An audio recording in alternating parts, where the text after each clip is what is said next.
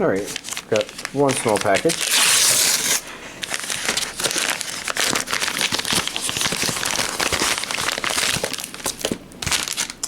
And then here we have Vermeil and Gold. I think that says complete collection at the bottom.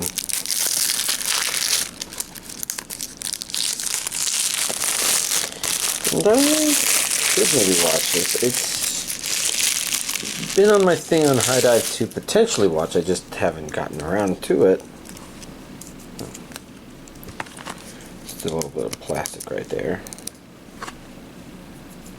Okay. So I'm looking at the back. I see Region A. I see an English dub and Japanese with English subtitles.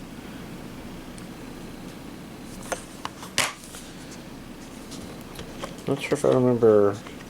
Oh, there we go. Just having trouble processing what was up because it's a very interesting setup with Vermeil and Gold being on the top there.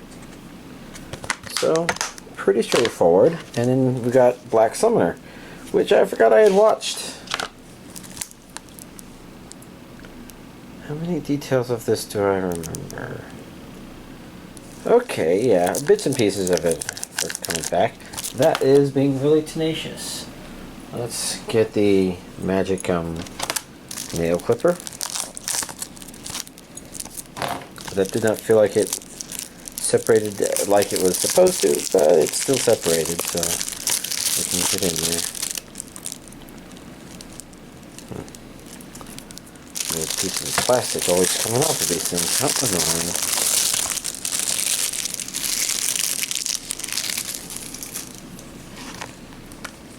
Alright, so we've got Black Summoner. I see down there regions A and B, so it can be imported. I didn't know how to read these from a distance. So let's see. I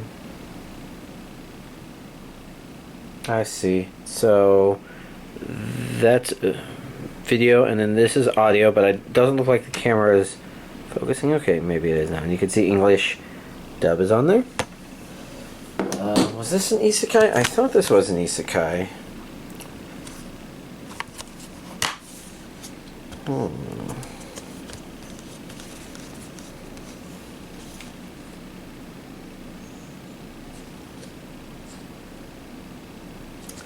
I guess, I don't know. I'm just at a blank because it's like I feel like I should remember this better. And I remember little bits and pieces from it, but I don't know. Well, small, but here's this week's anime Blu-ray collection update. Alright, and now going through the list of stuff to watch, which is a little bit longer than you might expect. So, Demon Slayer Swordsmith Village Arc, Season 3, Episode 10. You know, there's one more episode left. It's been dubbed, but it's probably going to be a couple of weeks or like a week and a half. I don't know how you measure the time. So 2 weeks from today is probably when I'll talk about the dub for that.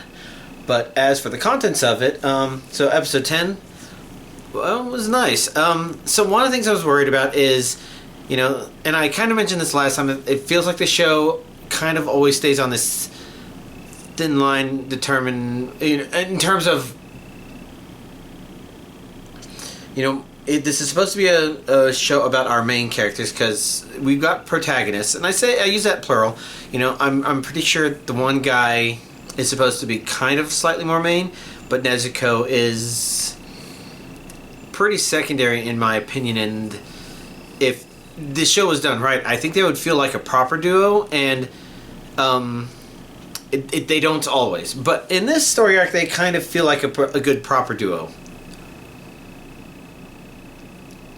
And lots of interesting reveals in this season and stuff they've explored. It's slowed down a little bit. I think it kind of like spends an episode saying, alright, now it's time to talk about this character's backstory. It's not bad stuff, but, you know, it is. But the thing that's, I guess, the thing I worry about the most is, okay, if it's supposed to be about our main characters, we want the show to make it where they're relevant. And it sets stuff up that it traditionally has certain things that follow through to imply other things, but it's setting up to not quite be there. And again, I think there's an element of it where they're just trying to make sure the demons still feel dangerous, and that's maybe good. But at the same time, it's like the demons are so dangerous that our main character just won't be able to be notable, then would we care as much? And they keep... It feels like they keep giving us a little bit and then taking it a little back and giving us something and taking it a little back. But, so the worry is, when they take back, do they end up taking back too much? But I kind of feel like with this episode, no, they've continued to set it up so that our main characters are being interesting, even though they are keeping the demons at a relatively dangerous level and stuff like that. Now, thematically, I'm not sure if it's quite there, but it works out from a storytelling perspective. And if there's any problem with this episode, it's that it kind of ends... It's a kind of abrupt ending, I would say, to this episode. Not to the series, because there's one more episode, but, I don't know. Almost like it's like, oh, this is where we have to chop up this and put everything else into one final episode. And I don't know.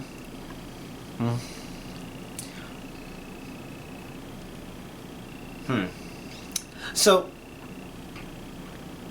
I didn't think about how I was actually about to try to cover this, but, that was just one episode, and it's like, okay, and I'm watching that with my Friday friends, so what do we do after that? And it occurred, well, we decided to kind of start another series, something that would wouldn't go too quick or anything like that, and we decided, I guess, to start watching Jobless Reincarnation.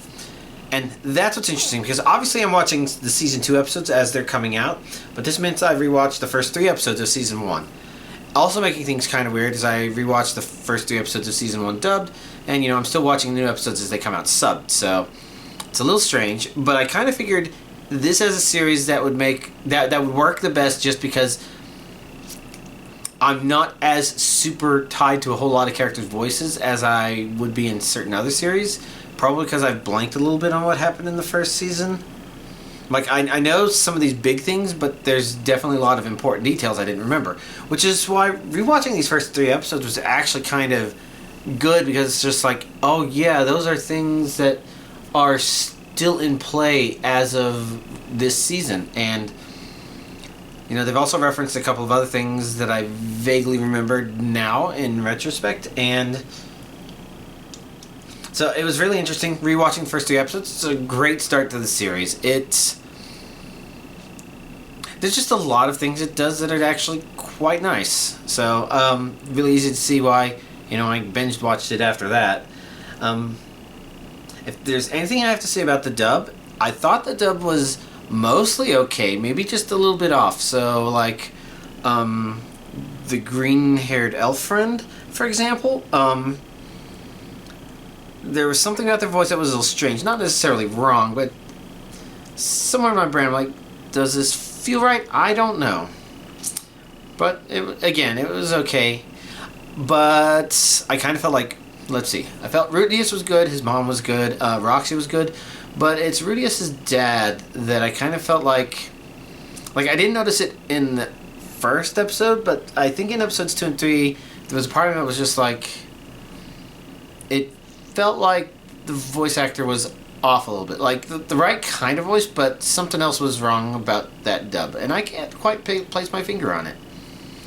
But it's interesting to watch that and think that, because, I guess I didn't think too much about that sort of stuff when I watch it subtitled, and I don't think I'm attached to any of the characters enough to be swayed by that. So I kind of feel like there's some legitimate eyebrow raising about some of that stuff. Nothing that's bad. I think the show's watchable. I mean, getting Rudius right, as far as I'm concerned, is a good start. Let's see. For Season 2, Episode 4, normally I would be talking about that later in this part of the video, but Season 2, Episode 4, neat stuff. It's like, I mentioned last time that I finally kind of saw what it was trying to set up and why a lot of the stuff was kind of more story relevant, and definitely things that turn the brain and make me want to watch more. Although, at the same time, the episode did end with me wanting characters skinned alive, and I think the evaluation of a lot of that very angry emotion just comes from, I've mentioned before that hypocrites really set me off in shows. People who say one thing or preach one thing and do something else. Rules for thee but not for thee. That kind of bullshit. But I think what was going on here was just a complete I don't want to tolerate this tyranny bullshit. And if you've seen the episode, you kind of know what I'm talking about, because I don't know. It's interesting because I was thinking that tyranny can kind of fall into two categories. You got the pieces of shit who make tyrannous rules, and then the pieces of shit who enforce tyrannous rules. And this one was a little bit of the latter, but it's just sort of like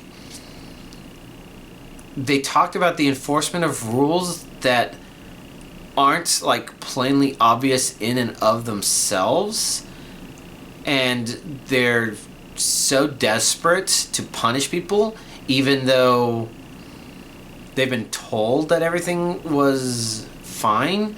It's just like,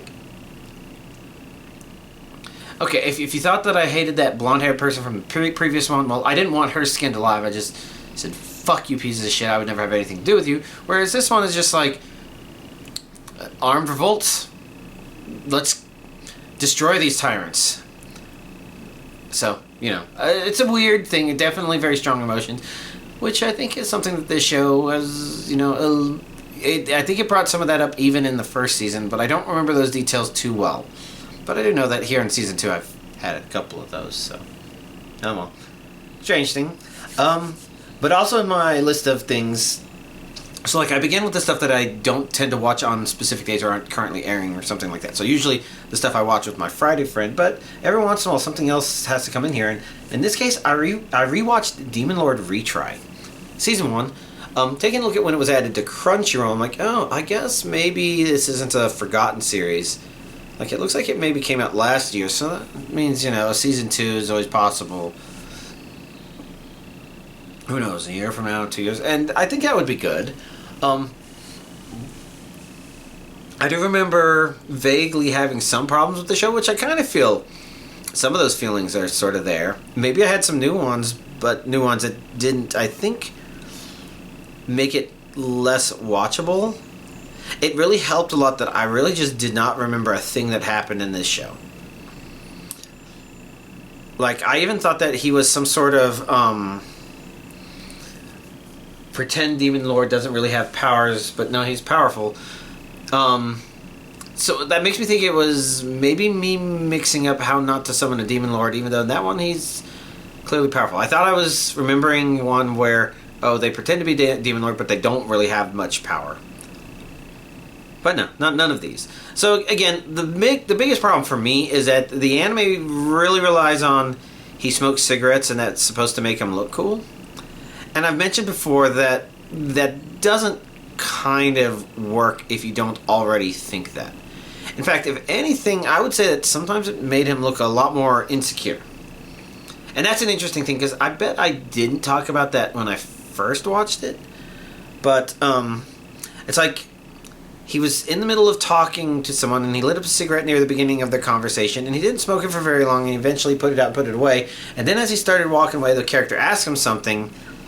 And while I think the goal was to just make it where he lights up and that's supposed to look cool, it instead made it look like he was incredibly nervous because of what they asked, and they did too. And the other character didn't pick up on this, but like he wasn't as calm and collected as he looked like he was on the outside.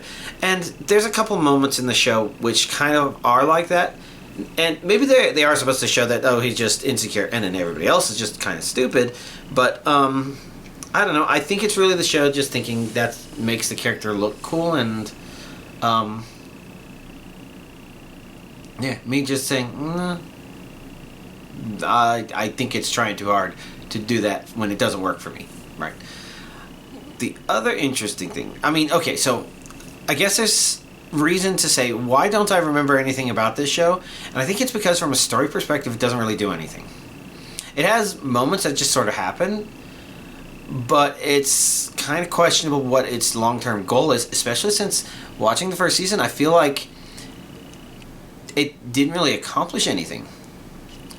Which, I know it sounds weird to say, but if I were to say, okay, so they did establish, he has a weird ring, but I realized it just kind of forgot to start talking to him about it later on, so it's just sort of like, okay, what's up with that ring? Why should we care? Other than it just being kind of convenient for the story to force certain weird things to happen a couple times, or maybe it only really forces a weird thing one time. And then I think the other big thing is, okay, so he's developing up this remote undernourished village, which is kind of neat, but it doesn't feel like we get the payoff for seeing that. Like, stuff needs to be happening in season 2 for us to truly appreciate a whole lot of this stuff. And that's why I think ultimately it left me feeling a little... Well, I guess it just didn't leave much. Not even like little scenes here and there. I'm like, oh yeah, I kind of remember that scene. And there does seem to be a huge contradiction in the show that it doesn't really know about, other than the fact that it just... Well, I guess it's pretending that didn't happen, but it's just a kind of big contradiction. In particular, it's establishing that, you know, our main character is a little worried about the fact that he came from that his character came from a world that didn't have magic, so he wouldn't have a lot of stuff to guard magic. But the show hasn't done a really good job of demonstrating that. If anything, it accidentally has done the opposite, where it's just like, okay, well, one of the bad guys he fought hit him with this powerful ray. Technically, they fought his alter ego, which is a weird thing as well. It kind of makes it feel like, is this show just kind of introducing things it thinks are cool just because they're cool? And sometimes it doesn't feel like they completely contradict where it's kind of flowing, but at the same time, sometimes you do have to wonder if it's too much. And I think part of what makes the series good for a lot of people is it doesn't feel like it quite goes overboard with that stuff. It feels like you can get nervous about it, but it doesn't actually do it. But yeah, so our main character does have a big, apparently magical attack thrown his way, and he just kind of blocks it with some sort of energy shield. I mean, it's not even an energy shield per se. They don't really explain what it is. And just like, well, it doesn't seem like he's having a problem defending against some of that stuff. So it's like telling us this problem in Gold, but not showing us. And it is kind of hard to show because they want the main character to look very calm, cool, overpowered, and in control. And it feels like he should be, and he usually is. But yeah, it almost feels like they were looking for an excuse to give him a goal that is interesting, and we want to see the fruits of exploring it. But you know, it's still a little weird. And then I guess the combat in the show, I wouldn't actually call all that great. Maybe not bad, just okay, or maybe good. If I were to try to describe why, it sort of feels maybe a little mechanical. Like, instead of having some sort of flow to it or being theatrical or drama, it's like this, and then this, and then this, and then this. It feels artificially structured in a way. And maybe it's just part of the way that the show is executed, but then again, you know, if you time a joke wrong, then usually the joke doesn't work. And I think a similar thing could be said to be made for action. But despite that, you know, the show's rated pretty well. And I think it mostly comes down to, while those elements weren't executed well, it at least gave us, I think, what we wanted to see for events that had happened. So it still gives you things that feel like a reward for continuing to watch it, I suppose. And so it's kind of interesting. It's got all these flaws to it, but it's watchable, and I can understand why it's rated as high as it is. So I guess I'm curious about season 2 again. But, well, assuming I was curious about season 1 when I watched it a year or so ago, I don't know. So, curious stuff. Hulk episode 4. This finally did some stuff that I would say is what episode 3 would have needed to do. If you needed an episode 3 to be telling you or showing you what the show is maybe supposed to be more like long term.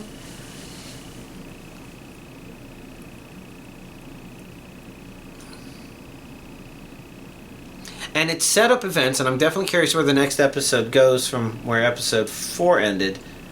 But I'm not sure. Not necessarily bad, but just... I'm not sure. Sacrificial Princess and the King of Beasts, episode 16. What happened? I keep feeling like I like the episodes and they're good and entertaining episodes. Okay, yeah, that stuff happened, and that's always nice stuff. I think it's harder to kind of evaluate on an individual episode basis, I think, and I think I tried that last week, and this is part of why I failed. Because there's a bit of an important, serious stuff narrative going on in the show. And I kind of can't help but wonder if I'll probably have a better feeling for it when I see where it all goes. But, you know, remembering what I do remember it being pretty good as an episode. See, reborn as a vending machine, I now wander the dungeon. Episode 5. Was it more than just that? It seems like it was a relatively... had an episode where things just happen. You know, again, the series maybe has an issue of where's forward direction from here. Or maybe it felt like it had a little bit of something like that, but now it's kind of gone, and so I'm not quite sure. Okay, yeah, I think it also did that. That and that were the two things that happened in the episode. They're not bad things, but it's, like, not great things. Maybe good or okay. Undead Murder Farce, episode 5. Let's see, it started setting up all that stuff. Okay, yeah. And, hard to say what to think about the episode. I almost feel like... So, I heard somebody say that this was made by the Durara people... or whatever again. And if that's the case, I think we're starting to see a little bit of they like introducing characters sort of thing. And our main characters are neat, and they had some fun stuff to do, but it's definitely something where it's setting something up that requires us, the audience, to not really like enjoy our main characters' antics throughout the episode, because we're supposed to enjoy what's being set up, the characters that are there, and things like that, I think. And so, it's okay. It's entertaining. It's mostly a question of where it goes from there. Which, I think we're expecting great things. And I say we as if maybe y'all, I know y'all's opinion. And I'm just saying that we as a community who have enjoyed it will probably say, while it wasn't the best episode, it was some fun setup. It did make me think that there are certain narrative things that they were actually trying to set up that we didn't know they were trying to set up at the very beginning of the series. I'm not quite sure if I want to say that or not, because that's quite a thought. But, you know, neat stuff. The Great Cleric, episode 5. This is where we started seeing some of that, we should be knowing more of the economy stuff. Did I say this last week? I think maybe I mentioned that we started seeing hints of it at the end of the episode last week. And this one we were kind of seeing more of it, and why certain things don't feel like they would make sense per se. But... oh, well, it's an okay episode. I at least feel like there's a forward direction in terms of where it's going. It just feels weird the way it's exercising it, I suppose. The Most Heretical Last Boss, Queen from Villainous to Savior, episode 5. I guess it was an episode. So, like, if the previous episode was really great because, you know, it was a follow-up to what happened in the episode before, this one had neat stuff in it, but I think they did more follow-up, so to speak. And it's not necessarily as bad, but I would say it's not as good, notable, impactful as episode 4. But, you know, it feels like the narrative is continuing to move forward, so all good. Rurouni Kenshin, 2023, episode 5. Fine episode. I wish I could remember how these characters interacted in the first one, because this episode feels like it would be a great one to compare and contrast to the original, because I felt like tonally they probably would have handled it a little bit differently in the original one, but this one, it feels Rurouni Kenshin as in, like, it feels like there's hints of some of the serious stuff later, which I said is kind of been nice about this one. This one doesn't feel like it's just let's just remake the first one. No, it's doing stuff it's covering a story that was covered in the first one, but it's executing it less in a stereotypical 90s anime fashion, I suppose. Which, if somebody told me that it was being more accurate to the manga or original source material or anything like that, I could believe them. So, it's nice. I'm trying to think if I would be saying I would be continuing to watch it if it wasn't just a nice thing. But I don't know. Maybe that's weird. Would I continue watching something if I didn't like it? Reign of the Seven Spellblades, episode 5.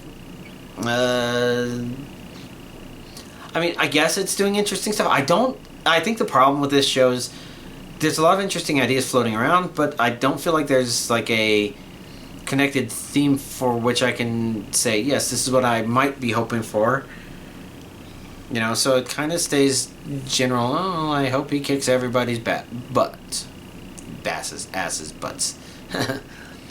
But, I don't think it's necessarily supposed to quite be that, but I'm not quite sure either, because, again, the show is establishing neat things, showing neat things, but there still feels like something's missing. It's not necessarily bad, but it does give it a little bit of risk, because that's like, I don't feel the high priority to watch the episodes when they come out on Friday, so I actually watched it earlier tonight.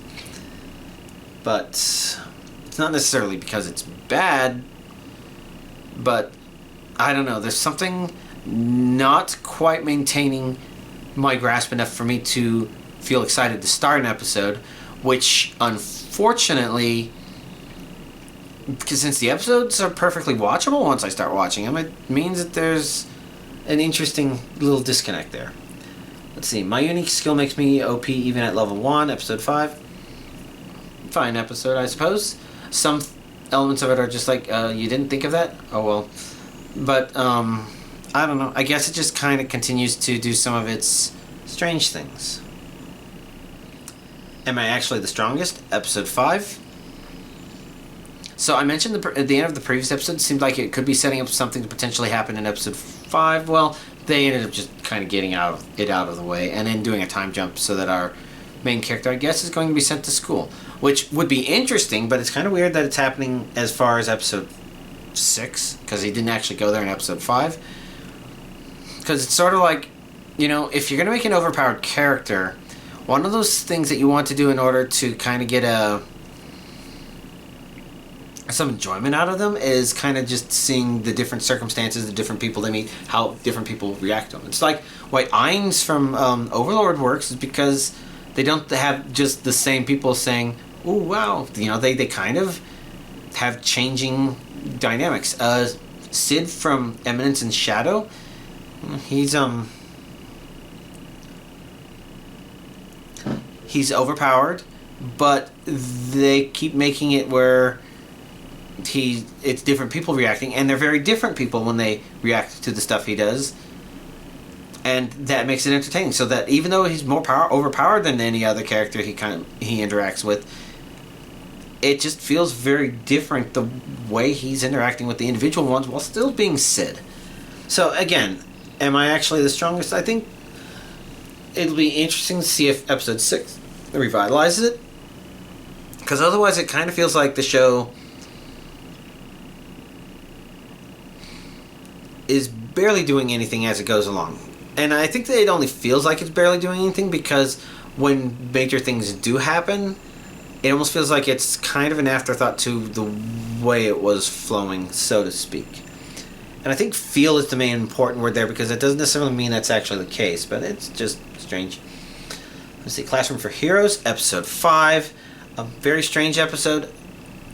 Although, one of the things I do appreciate about it is the sort of episode that the inherent setup of the show itself would have, so it is fairly relevant to it. But I guess what's weird about it is it sort of feels like maybe there were 2 or 3 episodes crammed into one episode. Well, at the same time, it didn't feel like they were crammed.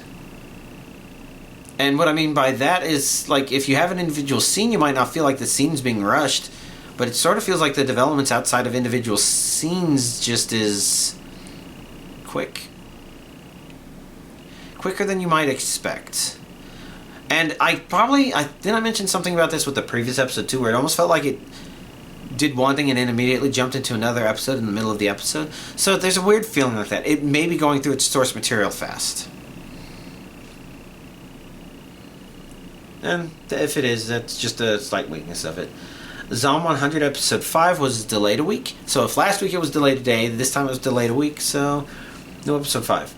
Dark Gathering, Episode 5. I appreciate the fact that the show continues to actually have its mystery of the week, but it doesn't make it the same tired, the main character or the little girl hears about something and she uses the other girl to trick our main character to go there. It's really just something that's... The show continues to flow forward and feels like there's maybe a bit of a story narrative to it that goes on, but they just keep, experiencing stuff. And it doesn't even feel like an artificial thing. It just kind of feels like... Well, basically our main character attracts the paranormal, I guess, so to speak. So, good stuff. Sweet Reincarnation, Episode 7. Good follow-up to the previous episode. Again, the main problem with this series is it continues to supposedly be about our main character being a genius pastry chef. Or a genius patisserie. Whatever. He was a genius at cooking desserts. And most of the series continues to not be about his dessert making skills, but his other stuff, which is entertaining, and he's actually fun to watch, doing a lot of his living as a noble, maybe a lesser noble in an isekai world, but yeah, kind of weird. Then there's Level 1 Demon Lord and One Room Hero, Episode 6, and I actually really like this episode. I think I mentioned before that show is very slice of lifey. And I feel like it does a good job of just kind of having moments that are just kind of like easy to appreciate, I suppose. And this episode I felt actually was kind of strong in that regard. I think I've seen a couple of other episodes that I mentioned kind of had stuff like that. But I don't know. This one I kind of look forward to firing up episodes, unlike some of the other ones I mentioned, because it's like... It keeps having these moments, if they're not wholesome, then they're a little bit wholesome. So it's just kind of nice. It makes me want to see what's going to happen because they started doing some of that stuff. Alright. Lots of anime watch this week. What else was there? Well, of course there was Tears of the Kingdom, and like I predicted last video, I ended up finishing it over the weekend. That basically means... all those refights I did, I restocked my stuff, and then I went for the main boss, and I wasn't quite sure if I was going to beat them Saturday night. I was thinking I would actually, save somewhere along the way there, but, I just kept kind of exploring a little bit further forward until eventually I was fighting the final battle. And there are two funny things about that, one of which I'm probably not going to mention, but the other one is, the really obvious thing is just like, oh, you know what? I did not bring anything that would heal gloom. But I was still able to, despite the two problems, the one of which I'm not mentioning, I was still able to finish the game. Despite all that trouble. I didn't die. That I was completely surprised. So what did I think about the ending? I thought it was nice. I'm trying to remember Breath of the Wild's ending, but I guess Tears of the Kingdom felt a little bit better because the characters in it were more characters that were in it, so to speak. In other words, there were more people involved. Whereas Breath of the Wild, I think most of the people who were involved were dead spirits by the end of the game, I suppose. I mean, they were really dead spirits at the beginning of the game as well, but they were people you reconnected with or whatever, and... So it kind of felt like Breath of the Wild just ended with Link and Zelda, which can be nice. Link and Zelda are kind of the iconic pair in there, even if it's not set up as romantic. It's just sort of like, yeah. But Tears of the Kingdom, there were more people involved, and it kind of felt like a lot of stuff that happened at the very end involved all of them. It didn't leave characters behind, so to speak. And was there anything more to say about it? At a minimum, because I was being lazy with the camera, after I did that, I loaded the save file that has the star on it. I went to the compendium and bought the 7 remaining pictures that I didn't have, and Then I saved again, and I guess that's where Tears of the Kingdom is going to lie until DLC comes out, and I maybe try to do it. I didn't do a good job of doing the DLC in Breath of the Wild, though, so I might not. We'll have to find out. But it pretty much means Saturday night, and this was about 1, 2 a.m., so technically Sunday morning. Done with Tears of the Kingdom. Next thing I'm focusing on is Dead by Daylight again, but maybe not like hyper-focusing on it. It's just more like I have to keep up on it because, you know, there's a new barbecue event that's started, and it's been fun. Although, I've been low energy lately, so I've been playing Killer. Which is interesting because, you know, I think there was also a post on the Reddit recently about how people play Survivor. Because it's less stressful, doesn't drain as much energy. And it's interesting because for me, Killer is that role. And I think a lot of the reason for that is because I play being super conscientious about all the other people.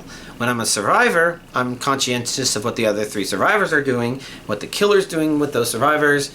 You know, that's why if a killer is being a friendly killer to another survivor, I tend to pick it up pretty quick. I mean, part of that is also I'm running a powerful aura build, but that just kind of shows, you know, I'm always wanting to know what my allies are doing so that I'm doing the right thing in that context. And to a certain degree, you know, maybe that means I don't have to think about what I'm doing, but I think it also means that if I'm hopping on a generator, for example, I probably shouldn't be missing a bunch of goddamn skill checks. And since I was doing laundry when I was playing that one game, I ended up missing a lot of self-heal skill checks. Yes, I was using Selfish Heal in order to do one of the tome challenges. Really quite silly. But, you know, I'm also trying to be considerate of the killer and what the killer may or may not want. I don't want to give the killer something they want at the expense of my survivor allies, because I am on Team Survivor. But at the end of the day, you know, if I can give the killer something and you know, all 3 of my survivor allies leave, I feel pretty happy with the match as a survivor. But it pretty much means when I'm playing survivor, I'm paying attention to their needs. When I'm paying attention to the needs of the survivors when I'm playing as killer, you know, usually I have my own goal in mind, but I think I don't have to worry about it much. Like, people talk about, oh, you need to worry about using the powers and patrolling the gens, etc. And for me, it's just more like, no, I'm just using the powers and having a fun time. And, you know, I have the goal of hooking everybody once, but sometimes I don't even get to do that, and that's fine. Especially if I get to use the powers. And usually I'm able to use the powers as much as I need and or want. And a lot of that also, you know, a lot of people in that thread probably play Dead by Daylight seriously, and I clearly don't. Because if I'm a killer, you know, paying attention to the survivor's needs, you know, if I see a Jake in there, I know there's a thing in the event tomb where Jake has to safely unhook 2 people twice. And you know what I won't do then? I'm not going to hook any Jakes. In fact, I'm going to chase other people away from the hook so Jake can maybe get the unhook. Maybe that Jake wasn't needing that. Maybe they just like playing as Jake. But I certainly hope I helped like 1 or 2 Jakes do that challenge. But other than that, you know, there's no need for me to kill people. A lot of survivors want to live. You know, if somebody says, yes, hook me again, or yes, kill me, you know, I can oblige with that. I might be very careful about it, such as there's not enough other active people. If I hook you, you're dead no matter what. I want to give everybody else a chance or something like that.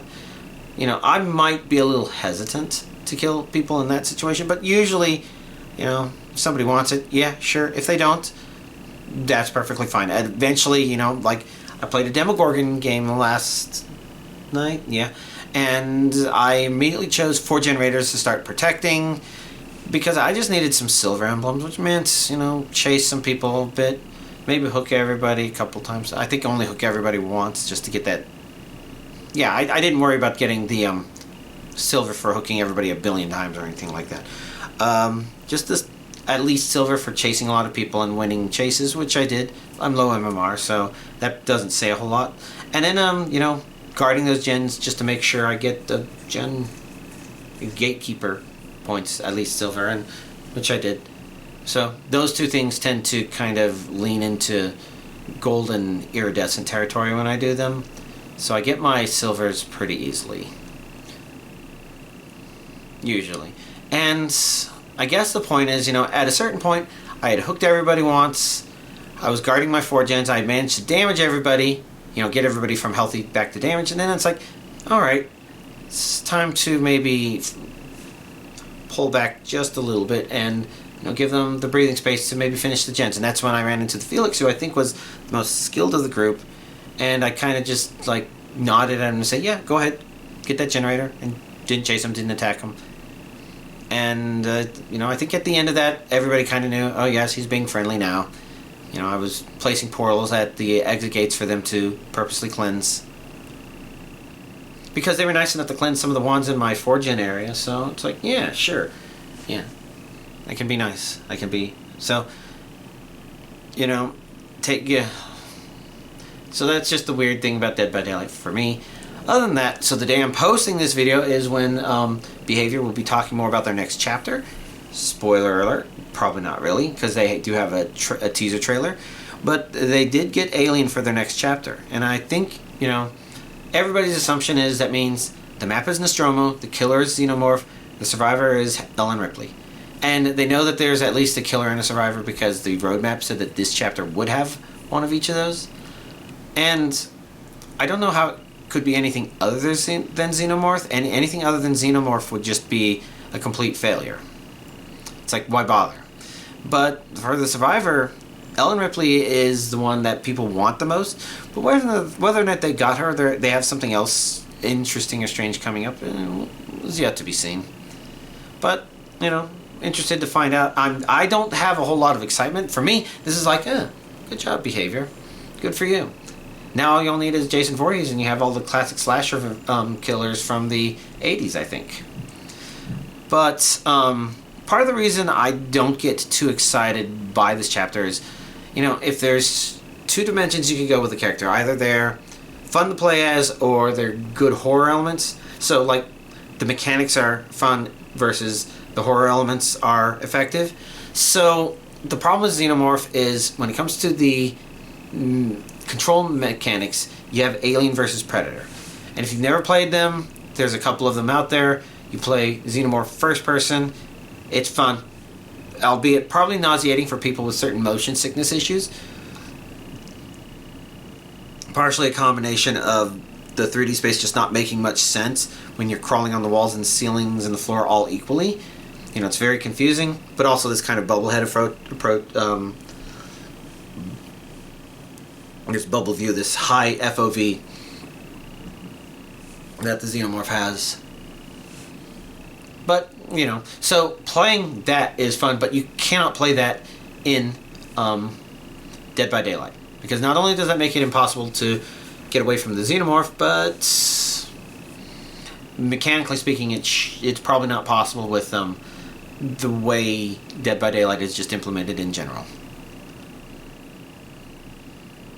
The other thing being that, it's also really fun. I think this was mostly in AVP2, the launch mechanic that the Xenomorph could do to just kind of go across the map and just hit somebody and make them explode, maybe. I don't remember. That also would not be good in Dead by Daylight. So, already they have to do something that's mechanically not as good as that. But what about the horror elements? Well, the problem is Alien Isolation exists and does the perfect job of making the Xenomorph hella fucking scary.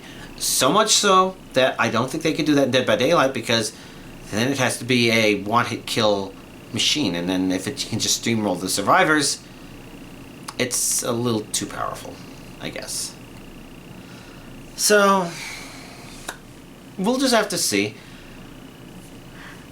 I wish I could say I didn't have expectations, but unfortunately, there's history to the character. And that history is actually a pretty favorable one for the Xenomorph in video game culture. So, yeah, we'll just have to see. Is there anything else worth mentioning and talking about? Nothing that comes to mind. Mostly, I guess, I'm still trying to figure out how to juggle my own energy levels now that Tears of the Kingdom is finally finished. Because, that's a game that I could just kind of fire on and just kind of zone out to for a couple of hours if I really wanted to. You just kind of walk around, chilling with the boys, walking into enemy camps, and not attacking it all yourself. Just let the chaos resolve itself. Tears of the Kingdom you could just kind of be very casual while playing, and part of the problem with that is that ended up causing what one of the problems I mentioned in the endgame boss, which is funny. I wish I could tell y'all it, but I don't want to because I don't know if it's spoiler, like I said. So, you know, just trying to figure out how to balance that. I do think Dead by Daylight, I do want to put the energy into it. Not only because there's the upcoming chapter, but also because it feels like I am close to the goal. Like, the goal of getting all perks on all characters feels very reachable for me, and I want to go and get that. What month is this? This is August?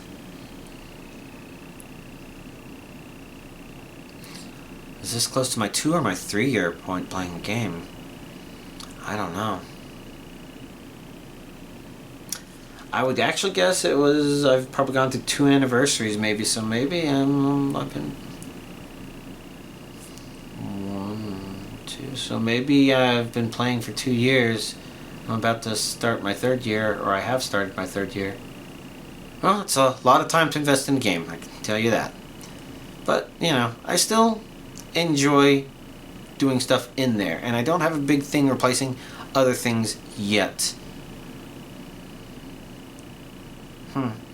Do we know what the next 7-star raid in Pokemon is? Because that would probably be something to make sure I don't lose track of.